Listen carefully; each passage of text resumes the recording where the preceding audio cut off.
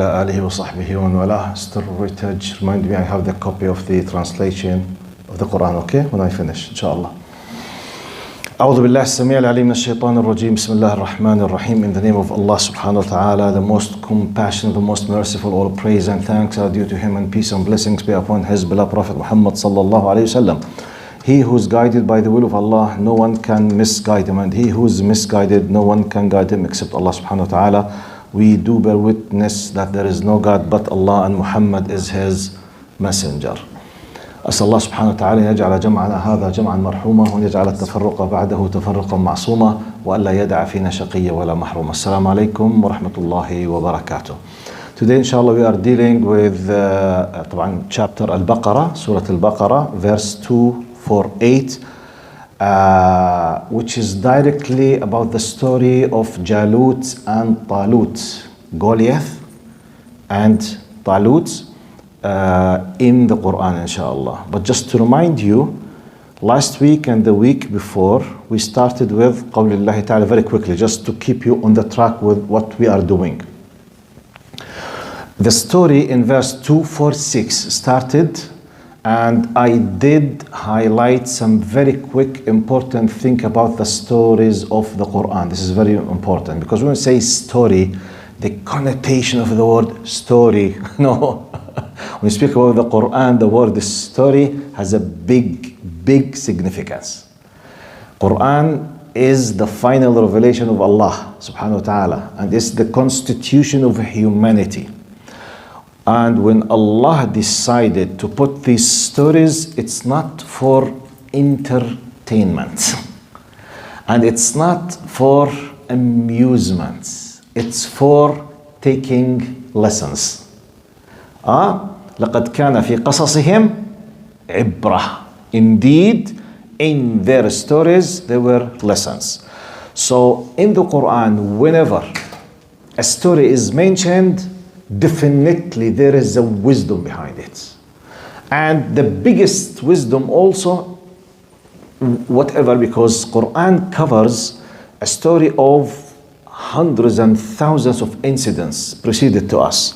Now, keep in your mind the following. We were preceded with 124,000 prophets and 315 messengers. We know of them 25 just.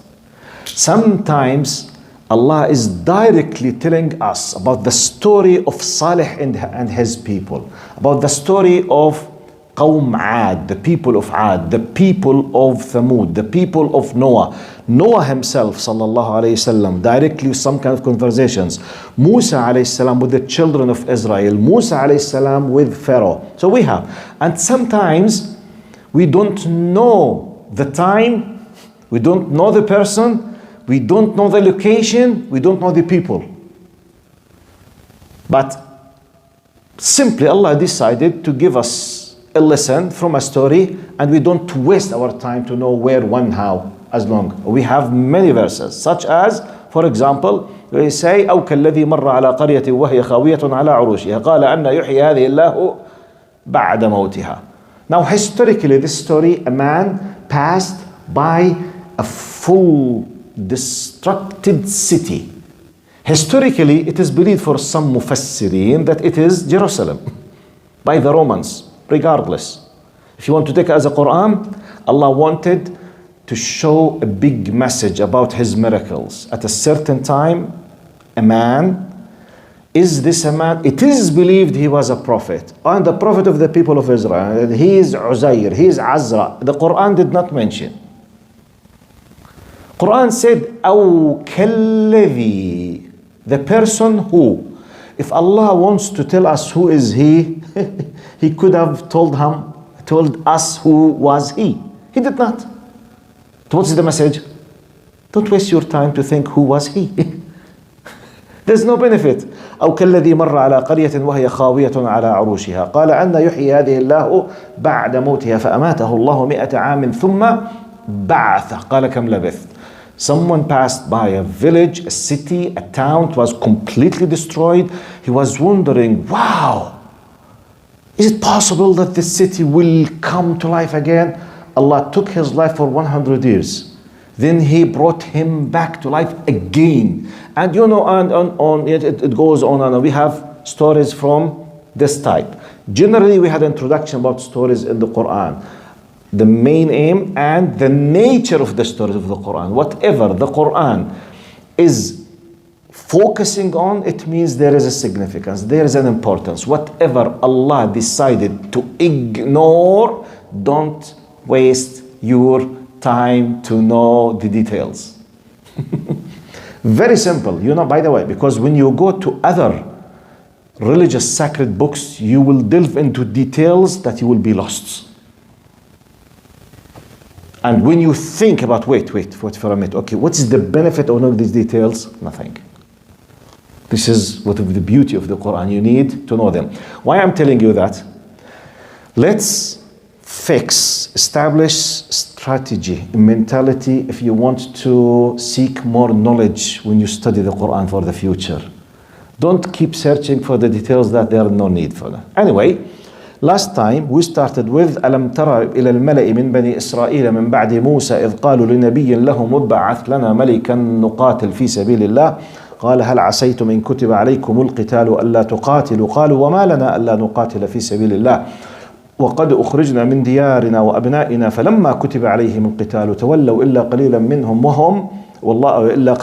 والله عليم بالظالمين. And just I'm bringing you to the context very quickly. Have you not seen those chiefs of the children of Israel after Moses? Look, Allah told us that this happened after Moses. He wanted to let us be aware that the story happened in a specific after Moses passed away, because there's a significance for that. After Moses, they said to one of their prophets, so we know that they were accompanied with a prophet. But who is the prophet? We don't know.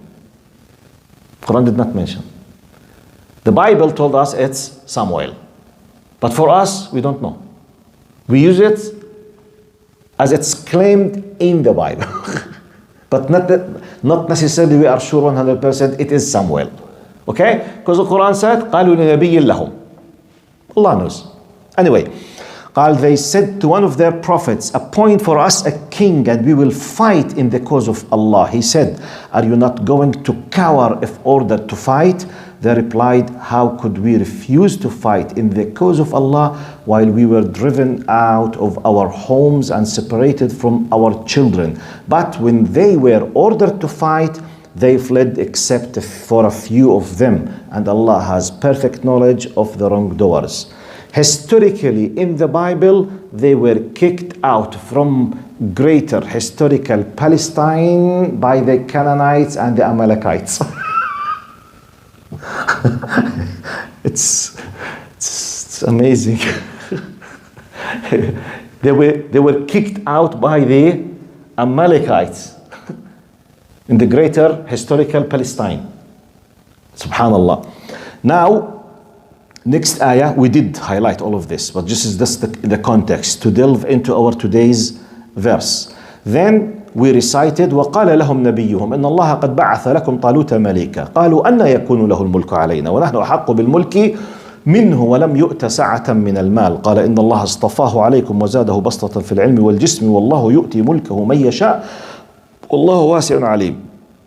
They were asking their prophet, please, they were begging, send us a king to lead and fight those who oppressed us. The need is there. The knowledge that Allah is the decision maker is there. And they are begging.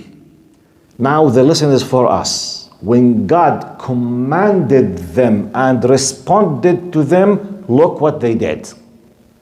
You as Muslims now, be careful. What was the reply? Their prophet told them, okay, Allah has responded to you. Their prophet told them, he received the revelation, Allah has appointed Saul, which is Talut. In the English biblical version, he is Saul, okay? Which is Shaul, Saul, or Talut. Allah has appointed Saul to be your king. خلاص يعني you asked, Allah replied, finished. Yalla, proceed. Next step. They protested. They what? Protested. And we are talking about a group accompanied by a prophet, not by a sheikh and imam. They are not protesting a sheikh in the neighborhood. They are not saying, sheikh, no, we don't like you as our imam. Yes, you have the right not to like one imam, no problem. No problem that you dislike one of the shuyukh. It's your right, no problem. Who said that every sheikh or every imam should be liked for full? Who said? No problem. We are discussing a prophet directly connected with God, with full knowledge that he is the prophet. So it's something mind-blowing. They protested. How can he be our king when some of us are more deserving of kingship than he? Their criterion, their decision, okay, we are asking from Allah, but it's we who decide who should be. But why you are asking? By the way, this is exactly what some Muslims الآن, when they keep crying, Ya Allah, Ya Allah, Ya Allah, help me in such and such. Ya Allah, do and say, okay, Allah tells you stop this and this and this and do this and that according to the Quran. No, Sheikh. You are not a good Sheikh. What, why? Because I told him what he should be doing. He's doing haram. Like, for example, Sheikh, I don't have barakah in my life. And I have such and such. Do you deal with riba? Yes. Do you pray the Fajr with your family? No. Have you ever tried to bring the female side of the family, the wife, the daughters, into hijab and chastity? No. طيب, technically you are fighting Allah. So please stop fighting Allah so that Allah will give you barakah. You are not a good, modern, nice, cool sheikh. You are extremists. By the way, I'm not exaggerating. We have a lot of Arab Muslims who think in this way. And they keep searching for a modern sheikh. Do you know the cool sheikh? We call him Sheikh Nuskum. You know Sheikh Nuskum? It's a Jordanian metaphorical accent. Sheikh Nuskum, it's a metaphor, which means he gives you the fatwa according to your desire. Okay, whatever you wish, he will be tailoring the fatwa according to your desire. This is exactly what they were. أَنَّا يَكُونُ لَهُ الْمُلْكُ عَلَيْنَا وَنَحْنُ أَحَقُّ بِالْمُلْكِ. How come? No, Allah's decision has no value for us. Because for us, we deserve it. This is exactly what many of us are doing now. طيب, أَنَّا يَكُونُ لَهُ الْمُلْكُ وَلَمْ يُؤْتَ السَّعَةً مِنَ الْمَالِ. What is the standard? Money. Rich. قال إن الله اصطفاه عليه. قال, protested, how can he be our king when some of us are more deserving of kingship? He replied, Allah has chosen him over you and blessed him with knowledge and stature. Yes, the physical power is needed. We are talking about a king, leader, and the fighter.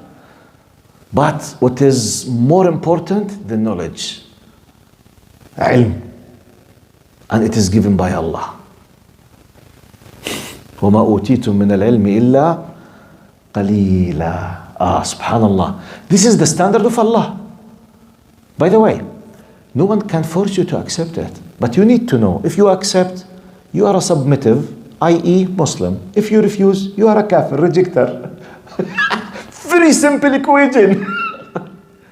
But I think, okay, think whatever. This is the law. You accept the law, you are a good citizen in Canada. You refuse the law, you are a bad person. No one cares what you think. They all care whether you apply and follow the law or not. Is this the reality or not? I'm talking a materialistic, liberal world. This is the reality. There's a law. Respect the law. No one asks you, what do you think about the law? No one asks you about what do you think about the law. They tell you, follow the law. Is this a reality or not? True or false? Subhanallah. We accept it. And we keep always, be careful. According to the law, you are not allowed to sue according to the law, according to the law. When it comes to Allah, we start arguing that we don't want the standard of the law. Wallahi, some of us Muslims, born Muslims, but they are very rude with Allah subhanahu wa ta'ala. When it comes to this, they submit to the civil law wherever they live, but they argue with Allah about His standard. This is applicable in many of us. Whatever. Many laws, many civil laws around the world. All of them, shh, be careful, please obey the law. They don't argue, they don't speak, they don't reject, you don't highlight because they are afraid of the punishment. Am I exaggerating or not? Just simple example. I challenge every single person on earth with this example. Who dares publicly to challenge the tax law from the new immigrants? I repeat my question.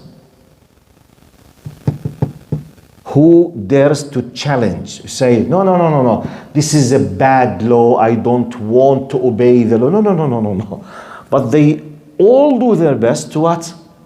Either to apply the law or to escape from the law, and all the time they are afraid because of the punishment, possible punishment. Am I exaggerating? This is a reality. Wallahi, if we deal with Allah as we deal with the CCTV cameras or the civil law of some powerful governments, we will be saved in the day of judgment. Because sometimes some Muslims, even this, they don't do it. But look to the mentality now. He replied, Allah has chosen him over you, and Allah has chosen and have blessed him with knowledge and stature. Allah grants kingship to whoever He wills, and Allah is all bountiful, all knowing. Now this, and we connected this with قول الله تعالى وما كان لمؤمن ولا مؤمنة إذا قضى الله ورسوله أمرا أن يكون, and we highlighted last time, when Allah and His Messenger decree a matter, a mu'min and a mu'mina, male and female, they have no choice other than say what? Just submit and obey, and that's it. طيب. Today's ayah, now وقال لهم نبيهم إن آية ملكه. Look how patient Allah with His slaves.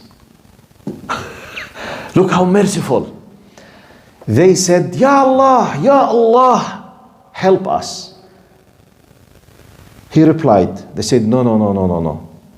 We don't agree because he is not such and such. Yet, Allah is patient with him. Now the Prophet, which means Allah did not punish them. Allah gave them the choice even to argue and to reject. Are you with me? If this is just a normal human dictatorship regime, He would have just finished them, bombed them. But alhamdulillah, no one is bombing anyone now because no one kills anyone. Human beings, mashallah. Allahumma salli ala Sayyidina Muhammad. Yes? Look how merciful Allah is. Wallahi. Wallah, sometimes you say, wow, look how rude they were and how amazing, merciful of Allah is. وقال لهم نبيهم إن آية ملكه أن يأتيكم التابوت فيه سكينة من ربكم وبقية مما ترك آل موسى وآل هارون تحمله الملائكة إن في ذلك لآية لكم إن كنتم مؤمنين. There's a lot of interesting knowledge in this ayah, historical knowledge. Many people, they don't know about the bounties and the nature of the relation between Allah and the children of Israel. Amazing. Their prophet further told them, the sign of Saul's kinship is that the ark will come to you containing reassurance from your Lord and releases of the family of Moses and the family of Aaron, which will be carried by the angels. Surely in this is a sign for you if you truly believe.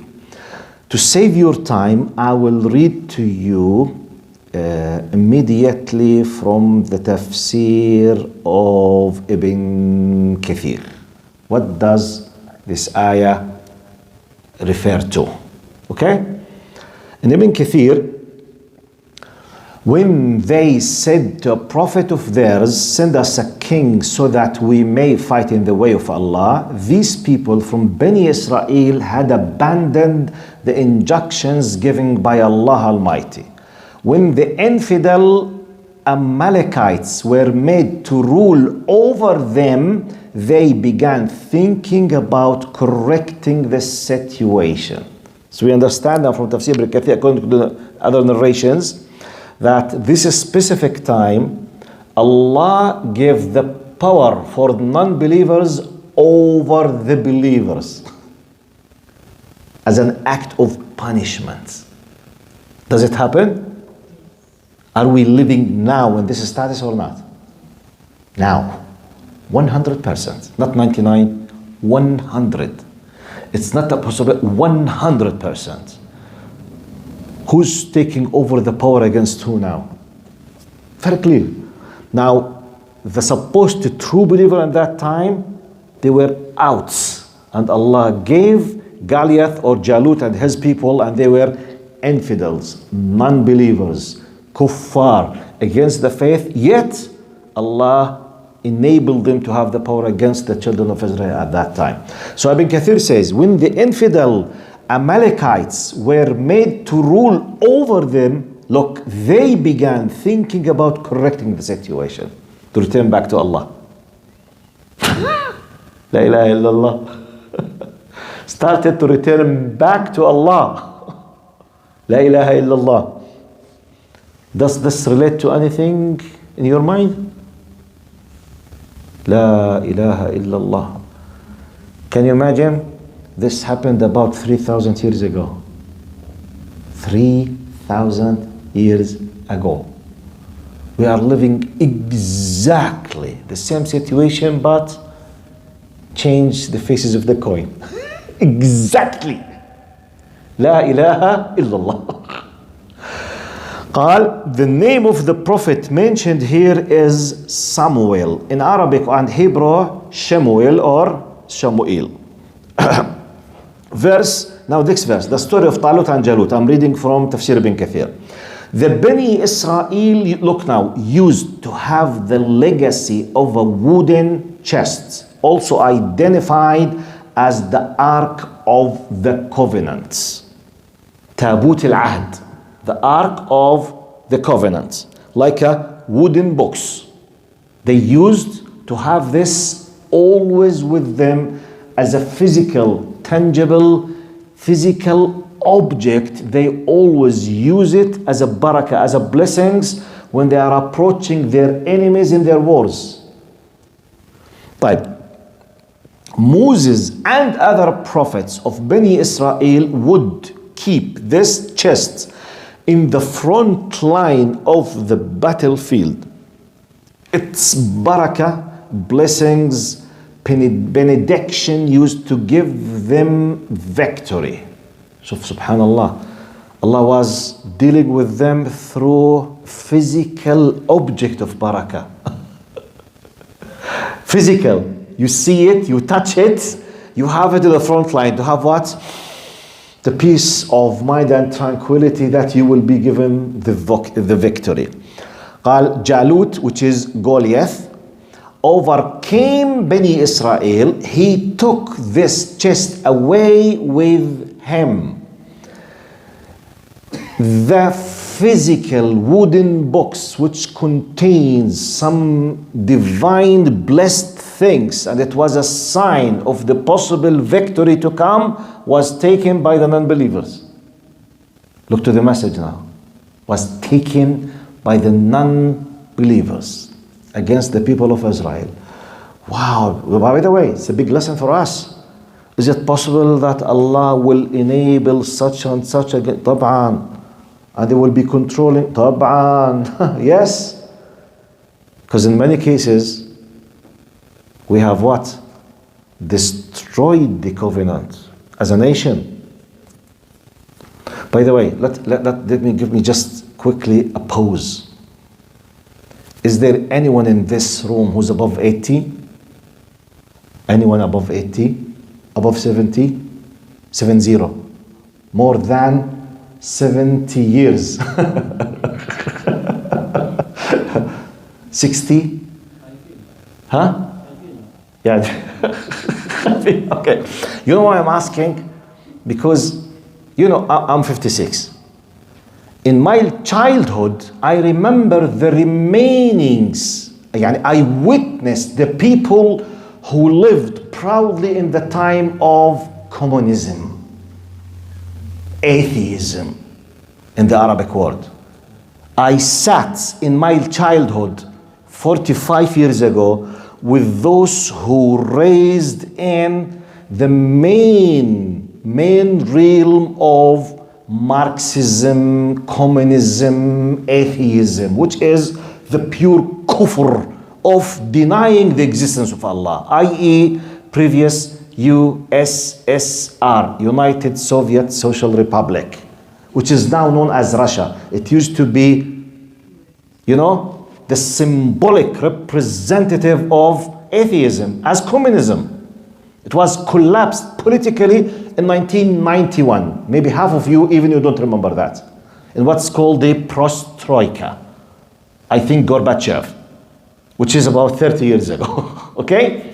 For 70 years, we had two poles, Soviets and Americans, imperialism, communism. My point, many Arab countries, including Iraq, Syria, and some certain times Egypt, Lebanon, Palestine, for decades, they adapted in their political regimes Marxism and communism. Many of you are not aware of this. Palestinians, when they were defending themselves against the occupation, the majority of them, they were what? Communists. Do you know this? Do you know this, Habibi? You need to know that. How do you think victory will come? The majority, not all of them, when they were kicked out of their country, they were following Marxism and communism. You need to understand the history. Why Allah is not supporting a certain group against a group else. It is subhanallah. Yes. The Amalekites, at that time, they were given victory against the believers because simply they ignored Allah at that time, 3,000 years ago. You need to know the history. It's mind-blowing. Wallahi, mind-blowing. In my early childhood, at the very beginning of my practicing for Islam for about 40 plus years, I used to face a lot of people surrounding me who were making fun of me because of the influence of Marxism and communism. For them, I was an extremist and an idiot, stupid sheikh who's wasting his time in myth, wasting his time in faith. Because they were influenced and they were proud to be what? Communist. Shiite communist. Rejecting completely Allah. And they were born as Arab Muslims. So please don't think, but how come Allah? Yeah, Habibillah. Just yesterday we were living this. That's why I ask you, who's more than 80 or 60? Because I am, in my mid-50s, I witnessed this. I was an eyewitness in that. Type. Give you another surprise. Arabs, they know that.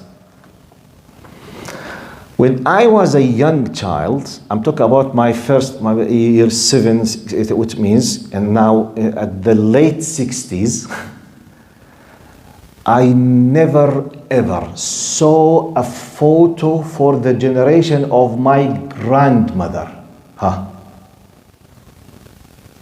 My grandmother was born, I think, 1911 or 8 or 12. Okay?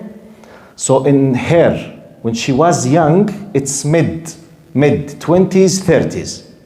I don't remember one photo in the whole generation of my grandmother who used to take photos in early 30s, 40s, 50s. I'm talking about Jordan, Palestine, Syria. Not even one female with hijab. One. Not even one. What? Yes. The majority of people in Bilad al-Sham, 99% they were not wearing hijab. So we passed by with something similar, by the way. Now we are living in a blessed time. You can't imagine 50 years ago how we used to be as Arabs and Muslims. Some people, they say, "Ooh, we are, no. Wallahi, I know one of my shuyukh, one of my people whom I took some ilm. He is now, I think, 70. He told me in early 60s, they used to call his sister as the fourth hijabi sister in Amman. They used to call her number 4. I'm talking about Islamic hijab.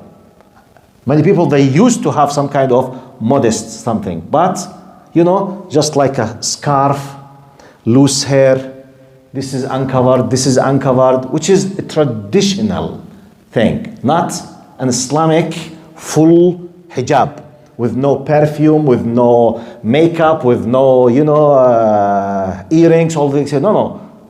She was he told me, they used to say, for example, at that time, we have special, neighborhood and areas in Amman. They used to say, for example, like now saying, in Mississauga, the daughter of brother such and such is wearing a hijab. And there's another one in Oakville. And you might find the one in Brampton and 2 in Burlington. Wallahi. About 60 years ago, this was part of the culture. Just to give you an idea how far the majority of people, they were from Allah. Okay. Wallahi billahi tallahi. I personally had a personal meeting with an ex-dean of Sharia college. Ex-dean in one of Sharia college in one of the Arab countries. I don't want to reveal because it's something very private. But during my traveling, I had a personal meeting with ex-dean, full professor in fiqh. He said, he was an Azhari graduate. He said, from Palestine. He said, when I wanted to marry, I did not find in all of the village surrounded me in Palestine any sister with hijab at that time. An Azhari. Just to give you, because, I want to relate, because these stories are not just for entertainment. Because if you took the core meaning of these stories, it's 99% is applicable now. But the group, the believers are a new group. That's it. But the stories, the context, the idea, the spirit is the same. So, when Jaloot or Guliath overcome Bani Israel, he took this chest away, which is the wooden books, with him. When Allah Almighty willed the return of the chest, it so happened that the infidels were struck. Look what Allah did. Infidels were struck, they were hit by some epidemic or calamity at places where they carried this chest. They took it, they managed physically to take it from the Israelites, i.e. the believers. It's a physical wooden box, contains blessings from Allah with the exact literal meaning. They took it. It's like, just to make it like if non-believers attack Mecca and they took the black stone of the Kaaba. How do you think our feelings will be?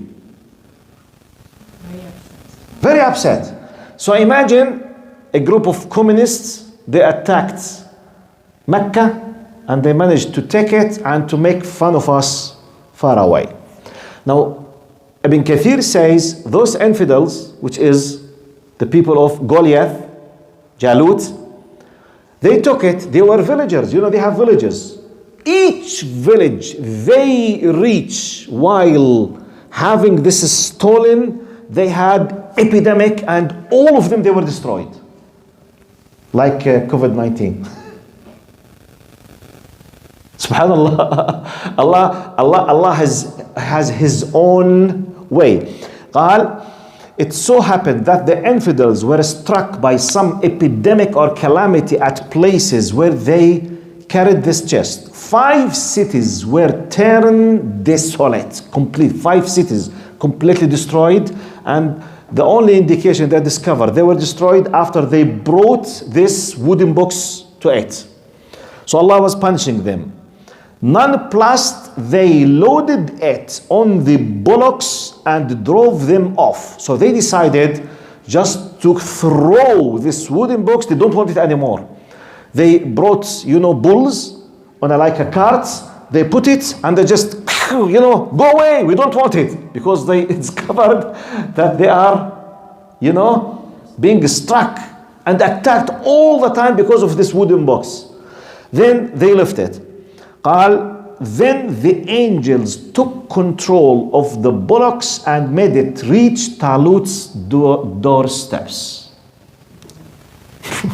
This is the meaning of آية ملكه أن يأتيكم التابوت تحمله الملائكة. Subhanallah. It's very physical, very direct, tangible. قال, made it reach Talut's doorsteps. Talut is the Quranic name of, I'm still quoting Ibn Kathir, the Quranic name of the king known in the Bible as Saul. When the Bani Israel saw this sign, they believed in the kingdom of Talut. They believed. Now we accept. Okay, you are a good, nice prophet. We accept now. Wow. Wow. Look how Allah sent bounties and favored them, and what was their plight. Anyway, at the end, they believed in the kingdom of Talut, who then mounted an attack on Jaloot while the weather was very hot. Now, I finished quoting. Let's take very quickly in 5 minutes and I finish. From one angle, how great Allah is, Azim. How merciful Allah is. He keeps giving. He keeps supporting. He gives, by the way, responding, even though we are rude, yet He responds. Because when you say, وَقَالُوا نَبِيٍّ لَهُمْ, we don't want, no, they should have what? Full destruction. Finished. No. Allah subhanahu wa ta'ala has patience with His slaves, with His establishing the argument against them. طيب. Now, Allah honored them with the majority of people would love to see, which is the physical proofs. Do you want more than a proof? The angels come with what you ask in specific. Allah honored them. Now, when I was, subhanallah, then after that, the story of a new phase, the believers in Talut, what happened to them? They will have another test now. Okay? In Allah mubtalikum binahar. Then we have another test for the believers now. And there is a comparison between them and the Sahaba. But let me just highlight something. One of the greatest differences between all previous shara'a, laws before us, and our sharia, which ended up by the Quran and Muhammad sallallahu alaihi wasallam, that our biggest mu'jiza miracle was not a physical, tangible thing. It was the Quran. All preceded miracles, they were physical. All of them. No exception. Musa alayhi salam, his staff, split. Isa alayhi salam, وابرئ الأكمه والأبرص وأحيي الموتى وأني أخلق من الطين. He used by the will of Allah to bring a piece of mud, clay, just like this, living bird, physical, to bring dead into life, physical, direct, witness, touched. Musa alayhi salam, Salih alayhi salam, the she camel. Okay? But wherever you go, Prophet Muhammad sallallahu alaihi wasallam, if you want to be more academic, more specific, or what we might be calling mu'jizat, if you want to be more specific, they are just signs of prophethood. But the true mu'jiza as a terminology is the Quran. Because all of these miracles, they were for a specific people in specific time, geographical, historical location, and that's it, finished. It came for a specific reason. Limited group, khalas, finished. For us, we are honored to have the final mu'jiza, final miracle, which is the guidance and the constitution of humanity. That's why Allah is challenging everyone not through the signs of prophethood in time of Muhammad. For example, at the time of Muhammad sallallahu alaihi wasallam, moon were split. Okay, we are not using, it's not a big deal to deal with others. Don't waste your time with non-believers about to prove it, or did that happen? Did اقتربت الساعة وانشق القمر? The Quran. Because Quran in itself contains the inner proof about it's from a divine being, and it's continuous up to the day of judgment. 6,348 verses, 114 chapters, 93 more or less 1,000 words. They contain 1,000 ayah. Verse deals with what we call now science.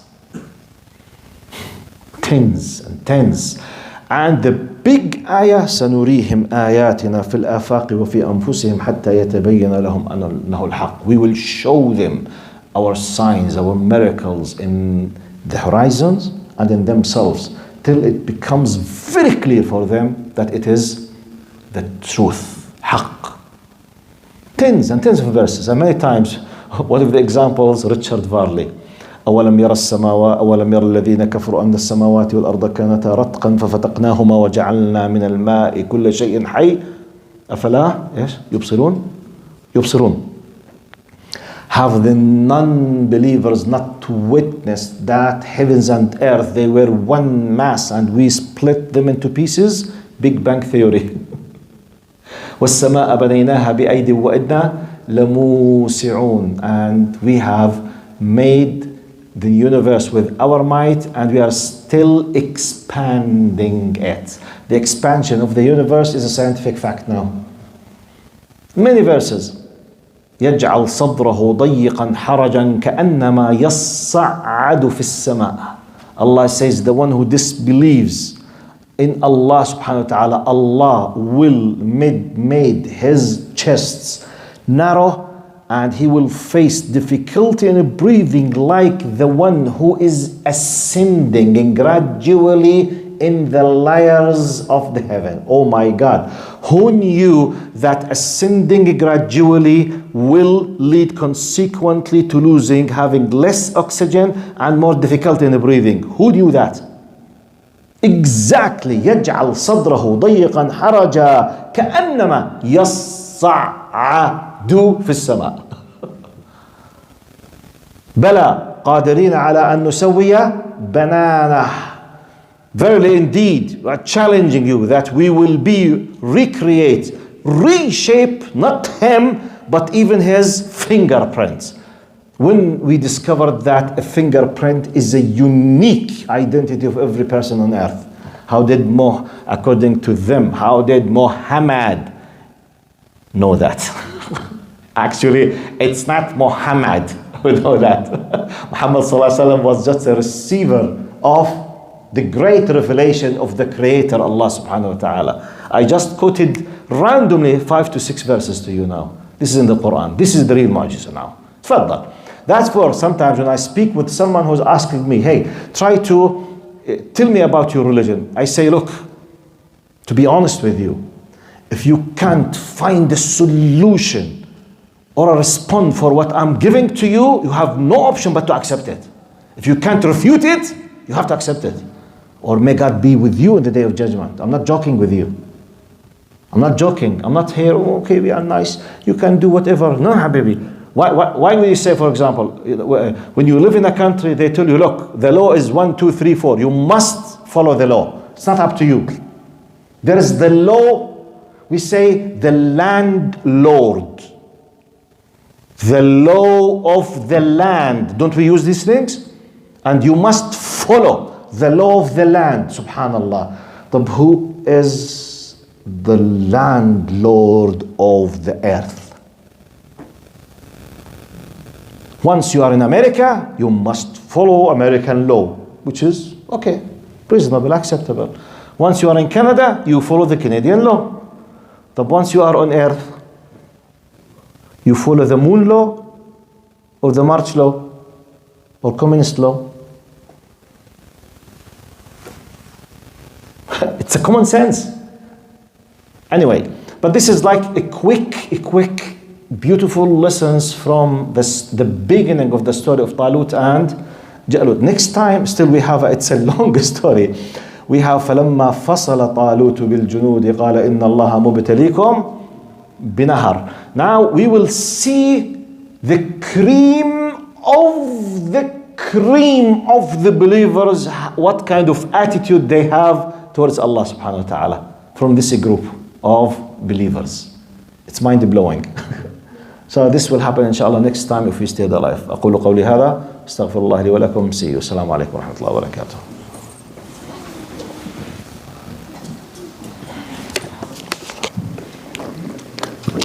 وألف مبارك يا أخ.